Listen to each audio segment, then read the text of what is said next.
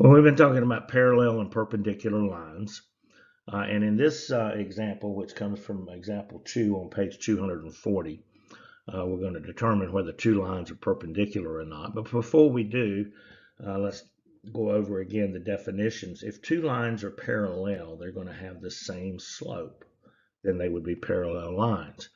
But if two lines are perpendicular to each other, their slopes are going to be the negative reciprocal of each other, so that if you were to multiply the slopes of those two lines together, the product would be -1. So as an example, if the slope of one line is 3 and the slope of a second line is -1/3, and if I were to multiply those two together, the product of that would be -1, and those lines would be perpendicular because the slopes of those two lines are the negative reciprocal of each other, and multiplied together they equal -1. Slopes of perpendicular lines. So let's attack the problem that we have here at hand.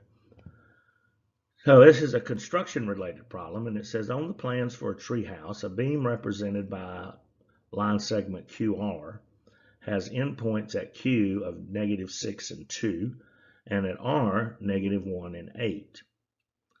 A connecting beam represented by line segment ST has endpoints at S of -3 and 6, and at T, -8 and 5. And then the question is, are the beams perpendicular? So what should we do to try to solve this?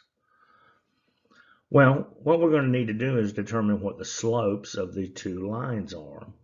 And we're going to go back to our old slope formula, which is slope, M, equals y2 minus y1 over x2 minus x1.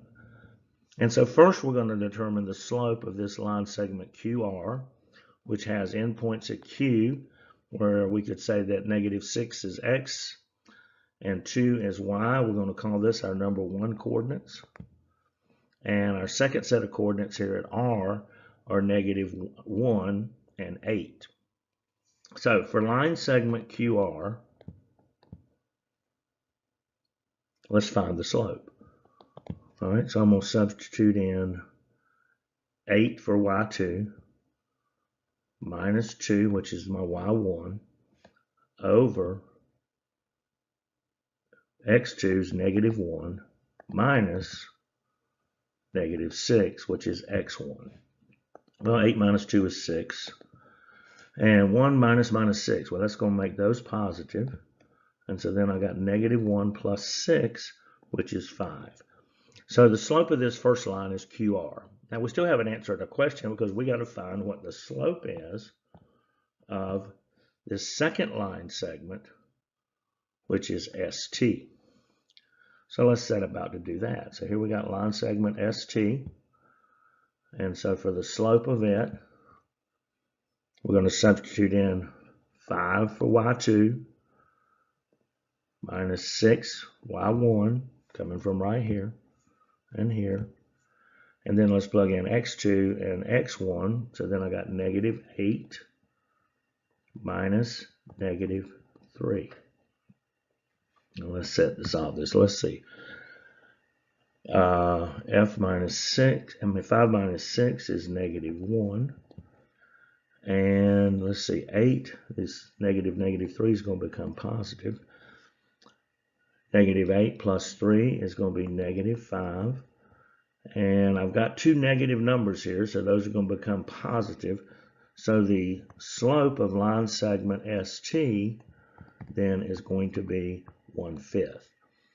So we've discovered here that the slope for QR is 6/5, and the slope for ST is 1/5.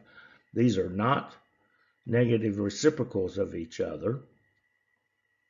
And so therefore, the answer to the question, are the beams perpendicular? The answer is no. And if we were to explain that, then we could say that the product of the two slopes